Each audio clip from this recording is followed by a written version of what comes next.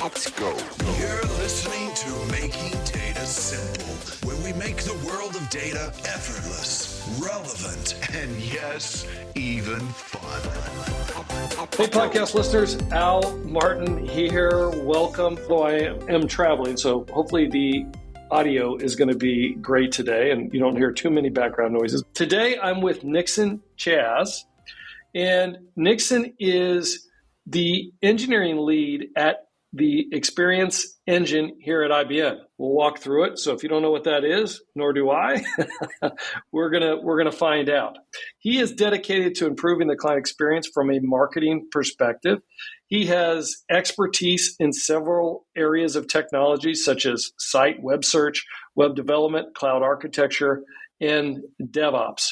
Today, we are going to talk about data, generative AI, Vector DBs, I hope. Nixon actually reached out, which I love if listeners reached out, and his diligence proved successful because he got through the screener. And what I'm told is, Nixon, you tell me if I'm wrong, and I want you to do an intro in just a second, but I'm told that you have been listening and you want to make a case for one-stop shop enterprise data sources for generative AI.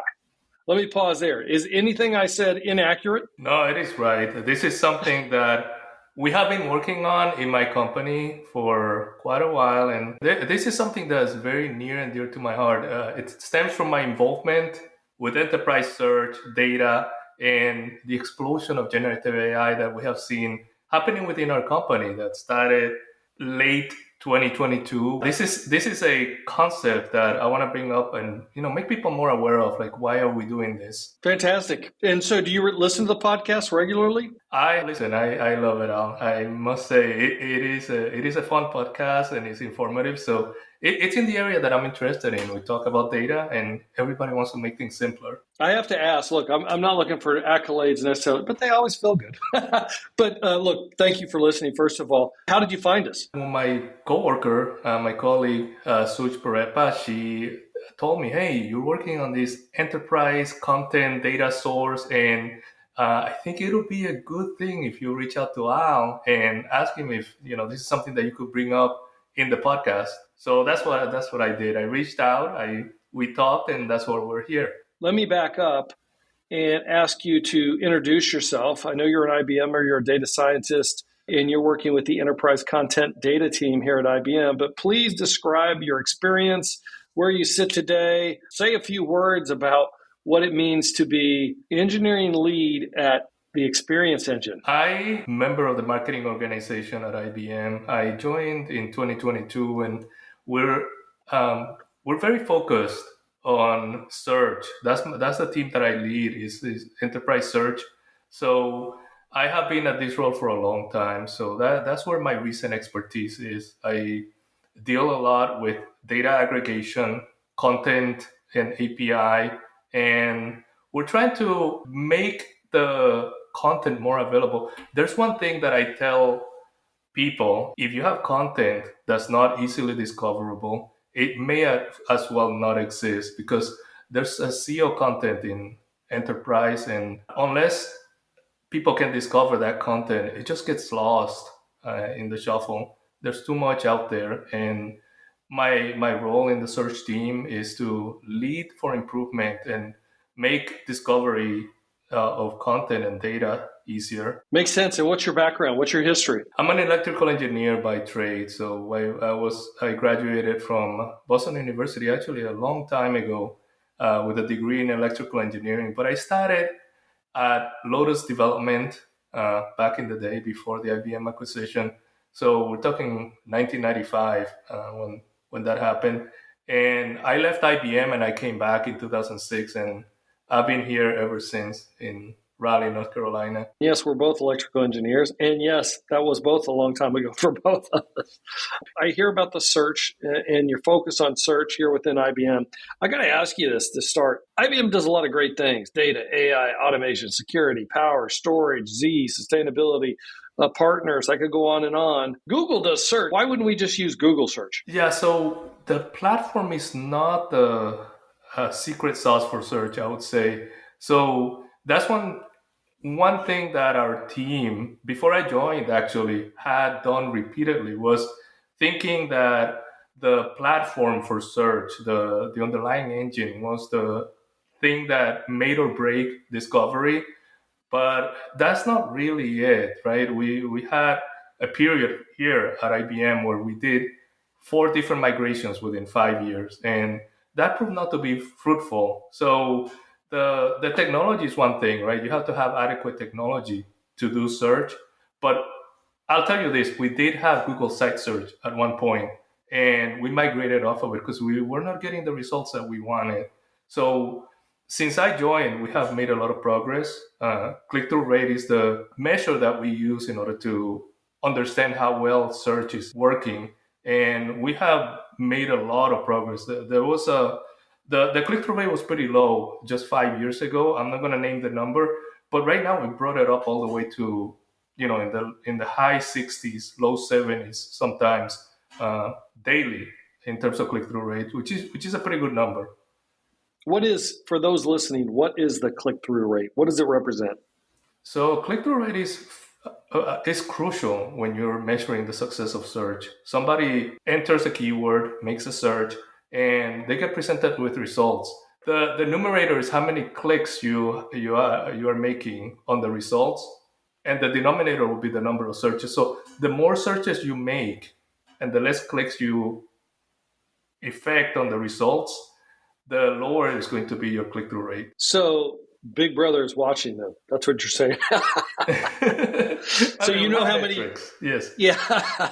No, I all good. By the way, that makes perfect sense. So I got it. What is the experience engine? Sorry. Yeah. Experience engine is the concept of making the journey of users that visit IBM.com, that visit the IBM properties, more measurable, more productive, and also making sure that they find what is it that they want. We have different objectives. People who come into the IBM.com website, they look for the ability to get post-sale support, right? That's one of the biggest things. They also look to get information about products. So they could be looking to purchase products and services. And one other thing that is a very big component of the user experience at IBM is the ability to get information, to get training, to get education and learning.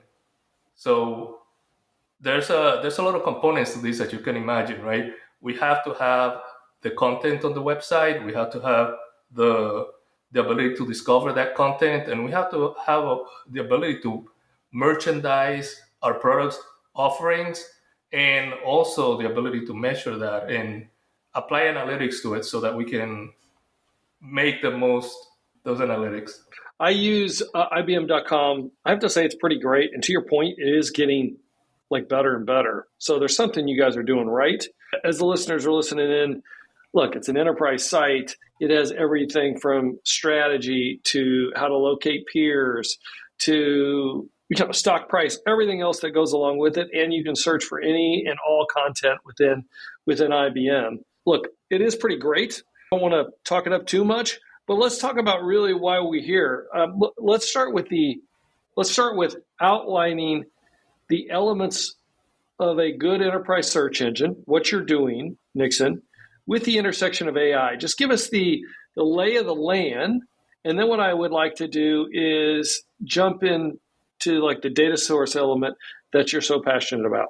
Let's get ourselves back into the time frame of late 2022 when ChatGPT came out, and it realized some of the promise of AI, right? A lot of things that seemed to be science fiction became reality. We're able to actually have an intelligent, or what appears to be an intelligent, artificial intelligence chatbot that we could ask questions and it would respond intelligently and actually perform useful functions for us.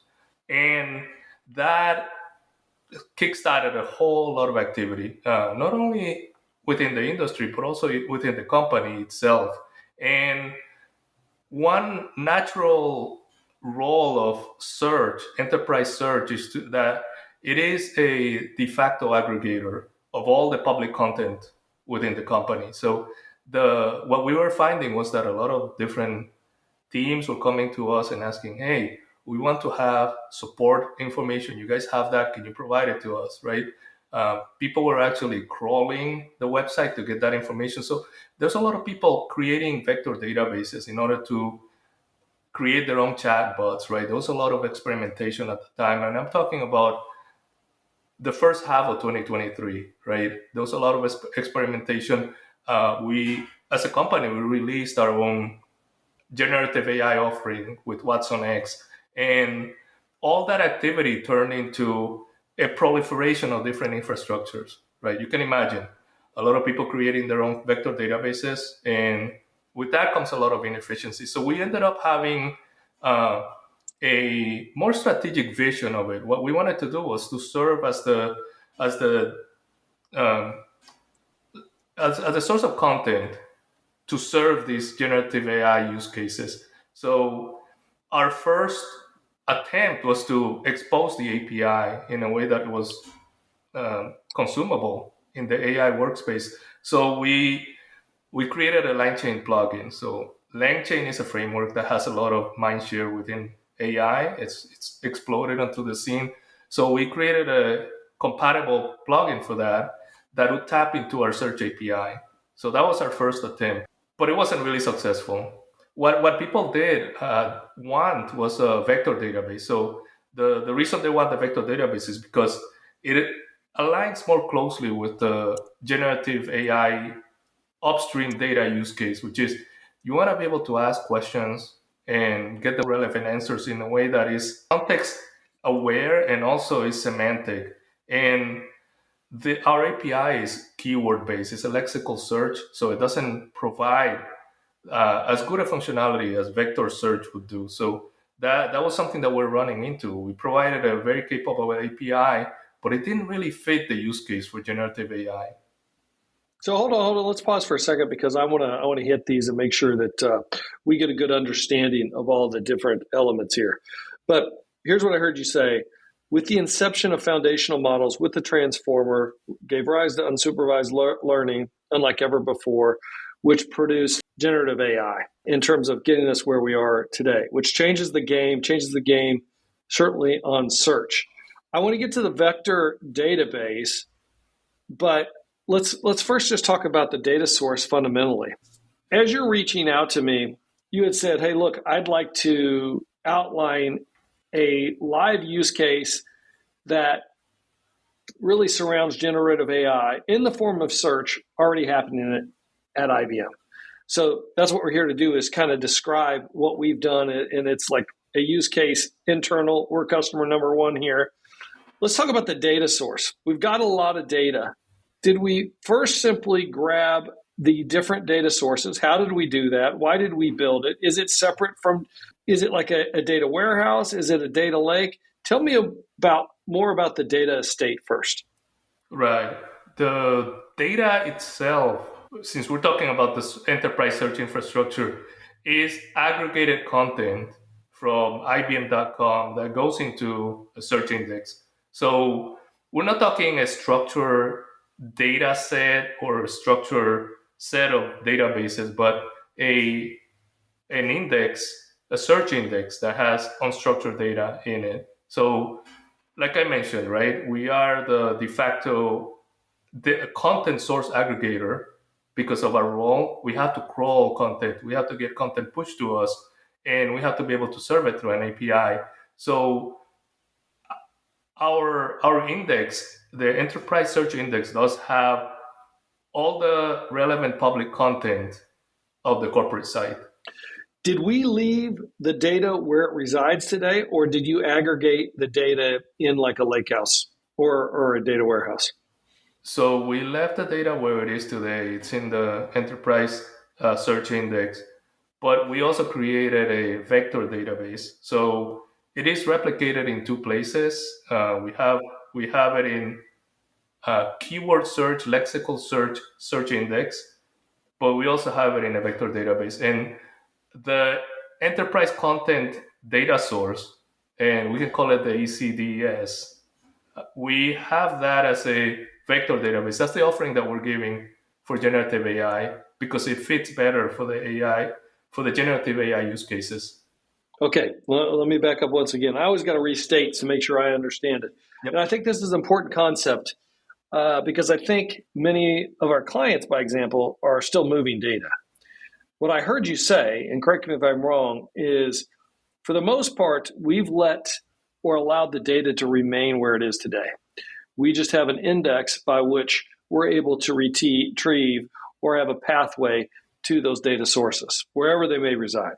However, and this gets into the vector database, to make this meaningful, particularly around GenAI, and I presume there's RAG in here someplace. You tell me the RAG methodology, but we then find ourselves in the need to create a vector database. Now, I know you talked a little bit about this before, but come back to, all right, why do we need the vector database with GenAI?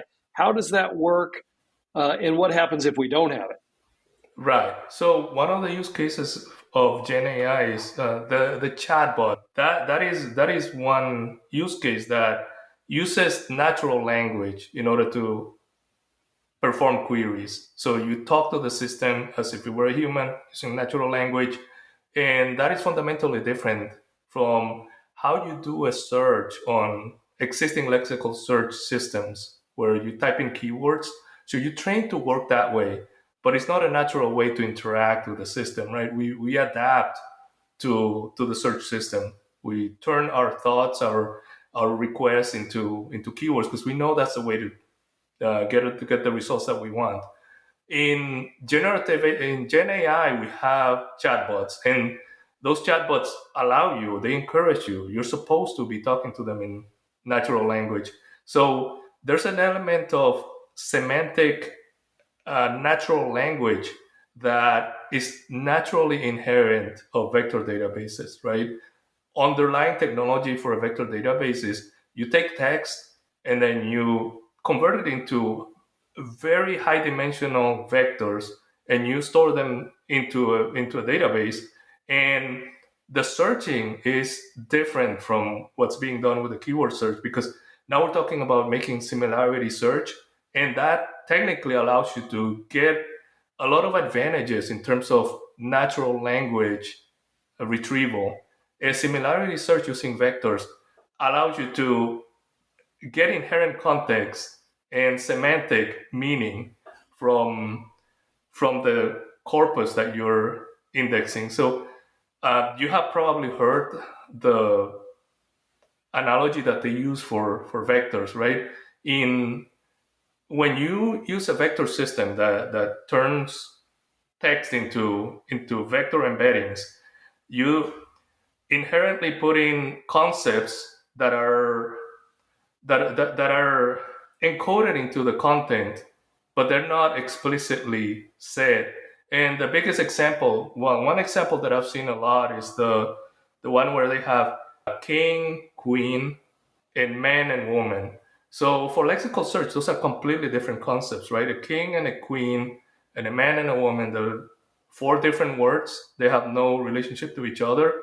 But a vector database will actually extract that context and that semantic meaning from the corpus. And this is done without any kind of supervised training. It'll extract it from the corpus, which is something that works a lot better when you're talking about a system that's going to be used for Gen AI, where you talk in natural language and you try to speak to an AI.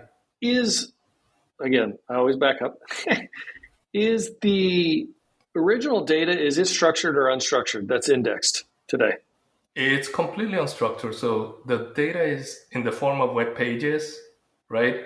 And this comes from both crawling and also explicit pushing of the content into our index. It does have the completeness. So coverage is very high. But it is all unstructured, even though it has an index on it. It would seem like if it has an index on it, that would imply that it's typically structured. But you're saying, no, it's unstructured data. The content is unstructured for the most part. The structured part is just the metadata. So, if you go into a web page, you can tell what the title is, what the description is, what the keywords are. But the body of the content, that's the important part of it, is unstructured. It's all dumped into one field that gets indexed for searching. So is IBM Search, is it based off a foundational model today?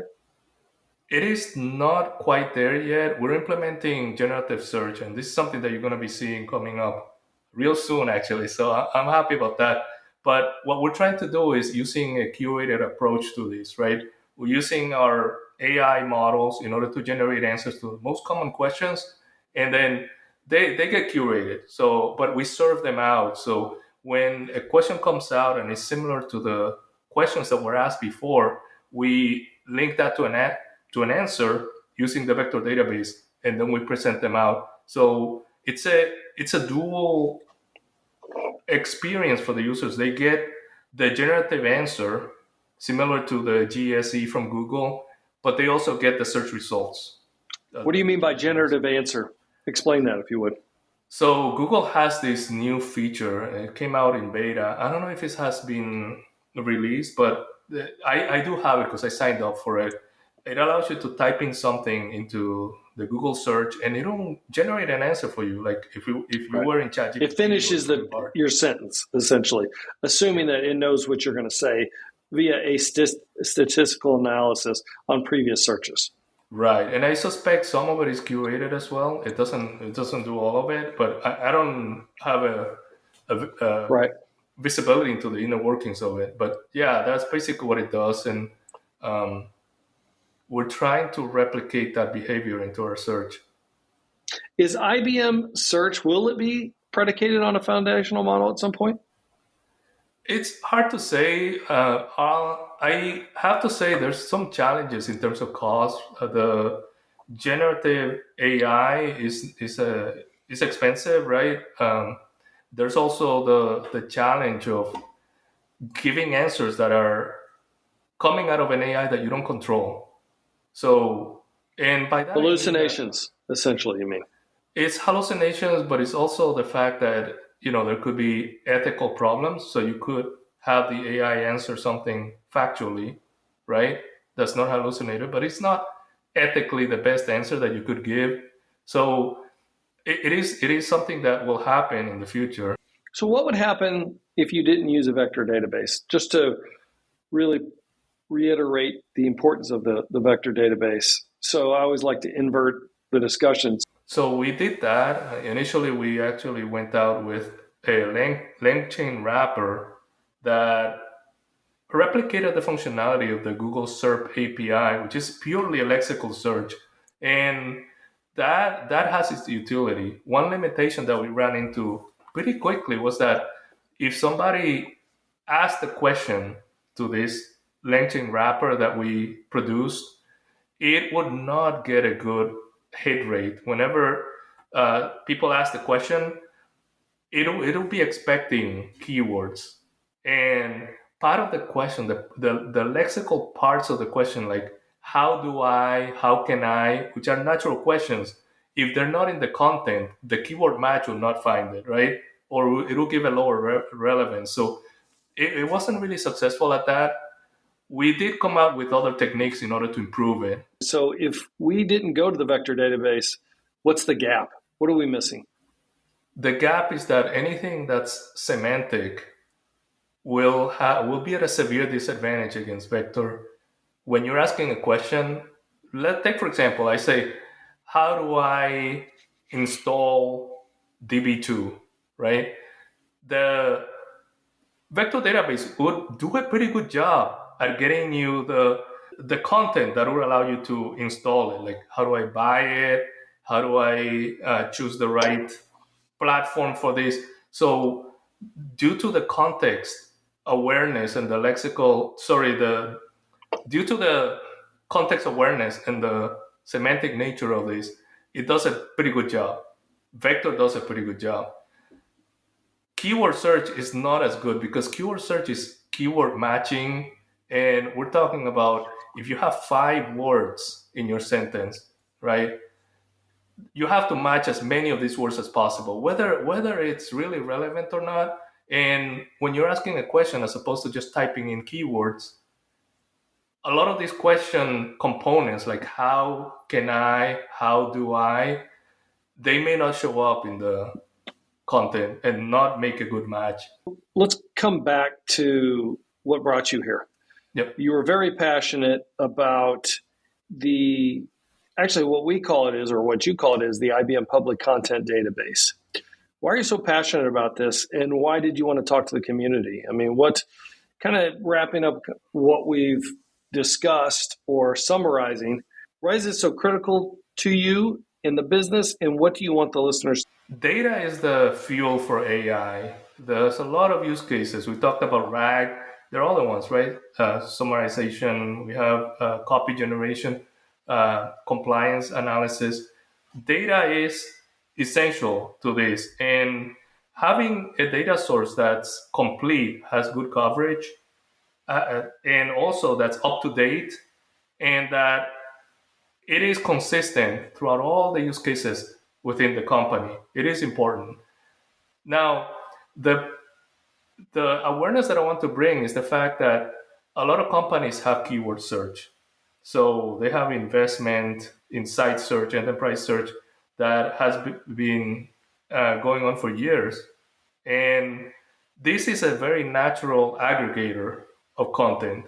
So you have the advantage of already having something that exists, and it can easily feed into a format that's better suited for GenAI. So now you have that aggregated content that has all the characteristics that you want. You put it into an infrastructure that gives you a better way to consume it for AI. And with that, you reduce a lot of the complexity. So there was a lot of problems, Al, with the way that people were going about updating the data. And I'll go over some of these. People were crawling the site independently. People were actually, calling a different API to get that data. People were going into search and crawling search as well. So in order to get this, there was what we call the pocket of islands, right? Islands of information or silos. So we were having a lot of these different teams grab data that they kept in their own infrastructure, and then they used, but because there's no commonality between all the different data sources that proliferated within the company, there is the risk of the content being out of date and even sometimes contradictory. One chatbot would say one thing, while another chatbot would not be consistent and say something else. So having a consolidated enterprise content data source allows you to have one single place. So we call it the one-stop shop, where you can get all this data that is going to power your generative AI. This is all done on a single consolidated infrastructure, and it guarantees you that you not only have good coverage and that it is up to date, but it also guarantees you that it is consistent within all the different use cases. What are those different use cases? If I'm a listener here, I'm trying to associate this with how I should implement the strategies that you're outlining. Who should pay attention here? So right now, the audience, the more immediate one, there's teams within the company that are trying to deploy a chatbot. And these chatbots run the gamut. There are some that offer customer support. You can come in and ask a question about a defect or some support question that you have, and it can give you a good answer. There are some chatbots that are being used in order to answer compliance questions, right? So that's a big thing too. There's some chatbots that also allow you to learn about products and services. So that's more on the marketing, merchandising side of things. So the use case technically is the retrieval augmented generation that taps into a data source and gives a good answer based on the large language models. The idea here is that there's a lot of content overlap. So if you're doing support or you're doing marketing or you're doing compliance, there's not a strict separation of the content. Sometimes the source content that gives you the best answer overlaps within the different content categories.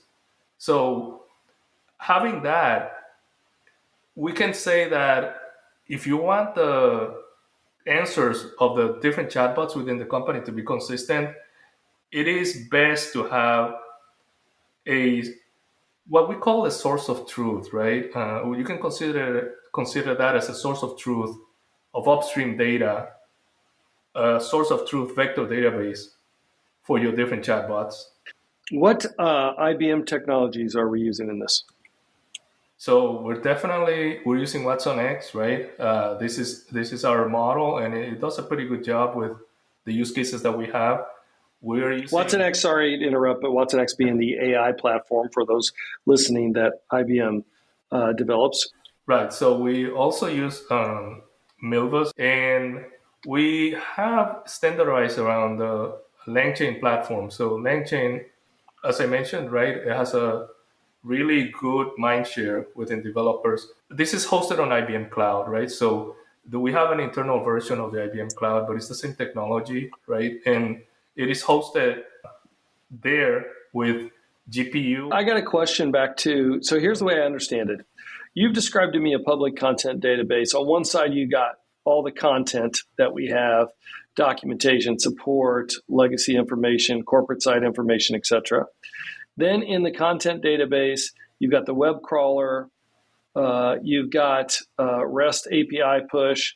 It can do a keyword search index, or it can do a semantic vector database search and either retrieve by keyword, semantic, or hybrid across the site with generative AI, and then ultimately land the information to the IBMers or the customers you're servicing. How does it know which path to take, either the keyword search or the vector database? So it doesn't have to. You mentioned hybrid, and yes, that's what we're using right now. So hybrid search is just another form of federated search, but you're using two different systems. So you're simultaneously making the search on the keyword search API, and you're making it on the vector search API, and then you do what's called a reciprocal ranking, which unifies the scoring between the two APIs. So it doesn't matter whether it comes from vector or whether it comes from keyword. You have a way to rank them accurately in order of relevancy so that you can get the best results. So that is called hybrid search. That is the term that's being used in the industry. And in our experience, that has worked out best. Like when we use keyword search by itself, we get a certain click-through rate. When we use vector search, we get another click-through rate. But when we get a hybrid search, what we've observed is that we get the highest one, and that shouldn't be surprising because now we're leveraging the best of both worlds, so to speak. So to be cliche, that's what's happening. And when we use this hybrid search, we don't have to decide. That makes actually perfect sense. In these kind of scenarios, if you're a customer listening using GenAI, I think certainly they get the importance of the database, or the data, I should say, and data sources, and hopefully they're leaving as much data as possible where it sits versus moving data. Hopefully we're getting out of the business of moving data of yesteryear. But do you believe for successful generative AI retrieval, you will always have to have some form of RAG implementation, essentially retrieval, augmented generated methodology retrieval?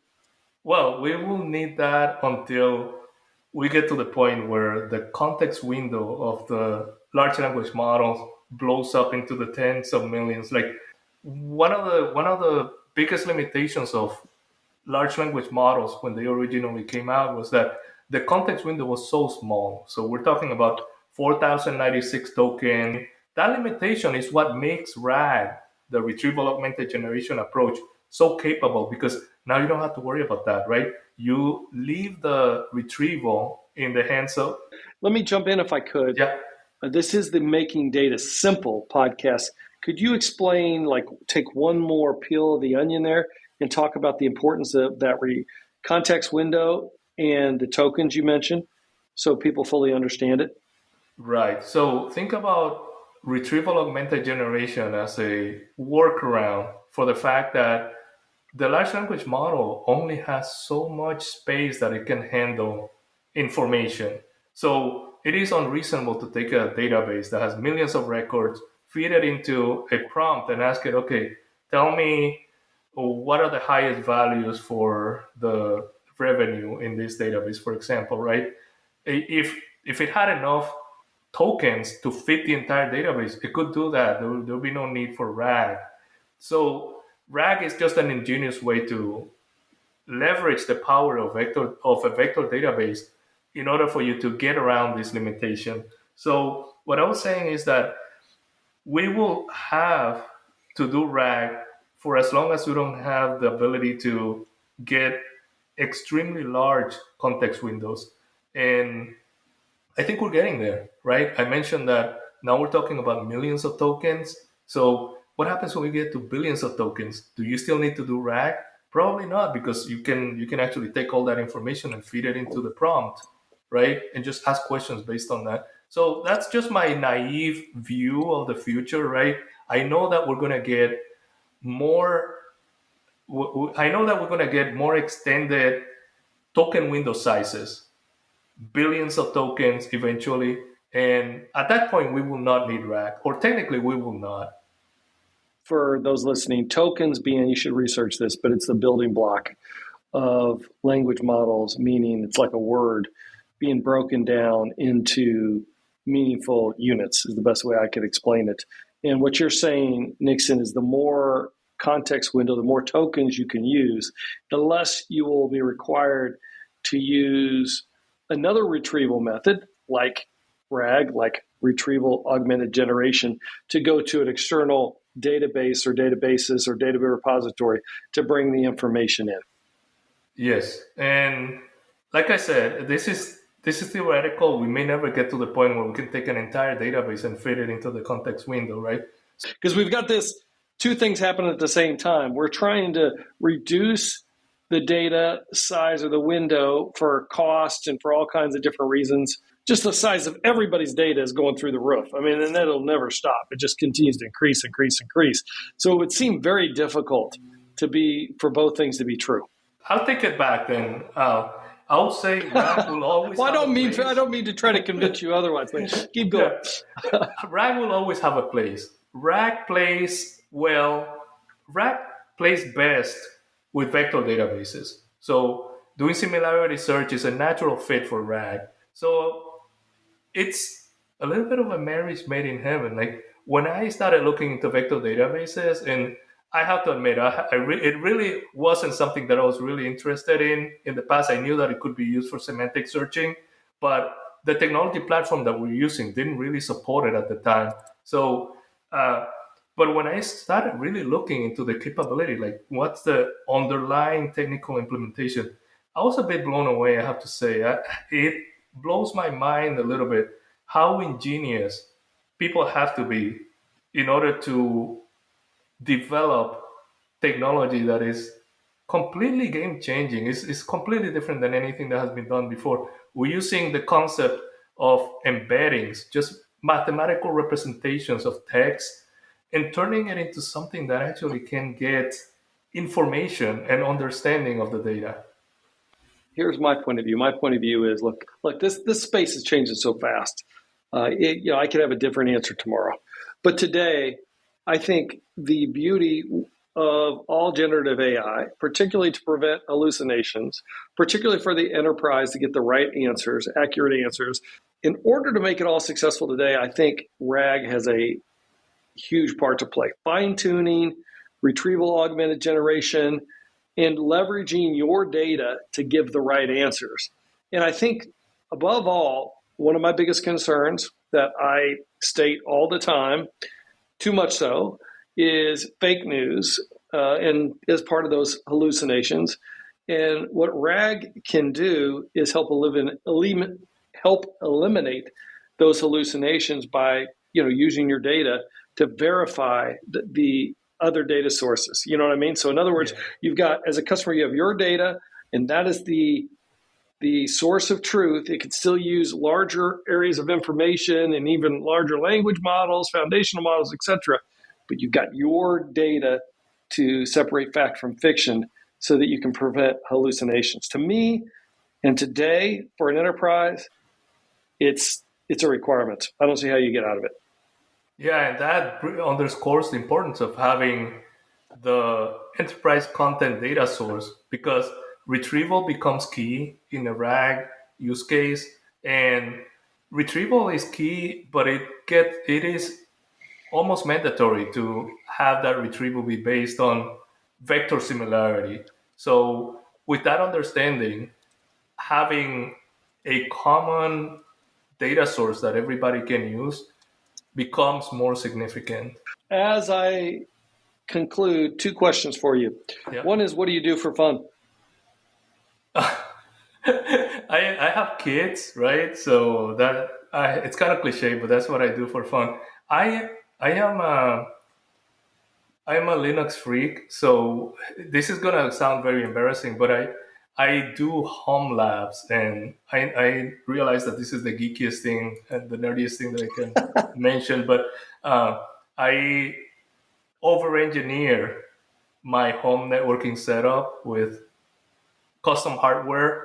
I use virtualized hypervisors like Proxmox, and it's not something that I need to do. I could buy off-the-shelf components, but I love setting things up that I don't have to set up at home and have, like I said, over-engineered, overpowered hardware to perform tasks that can be easily achieved using consumer hardware. No, I get it. Sometimes it's the process. By the way, that's a great learning process. The last thing I wanted to make mention of is when I was looking at your bio, it said your favorite or most famous quote was "health is wealth." What does that mean? As you get older, you start realizing, or at least I came to the realization, that a lot of the things that are important in my life have more meaning if I'm healthy. And I don't know if it takes somebody to maybe be put in a situation where health is less than optimal for them to realize that. But that is something that I have come to the realization personally. And I feel very strongly about that. I think that when people are younger, they don't think about health as a super important thing. It's taken for granted. And only when you get older, maybe you start realizing that. But I'm at that stage. Like that's an appreciation that I have in this stage of my life. Look, I think those are wise words. I often repeat myself, but my value system, if I'm to shorten it, it seems like it aligns directly with yours. It's health, family, purpose, wealth. Seems like we're like-minded in that area. And you're right. Health doesn't become an issue until it is. And once it is, it will be a critical element in your value system, likely one way or another. Anyway, so thank you for being here today, Nixon. I appreciate all the comments, the education, the understanding. Look, we're doing a lot on GenAI, and this helps to put context around the implementation. So you've explained that today, and again, I'm grateful for it. Thank you. It's been a pleasure, Al. For you listeners, thank you for listening. As always, hope you're all well. Please reach out to us at almartintalksdata@gmail.com. We'd love to hear from you. Please rate us in whatever flavor you're listening to this podcast on.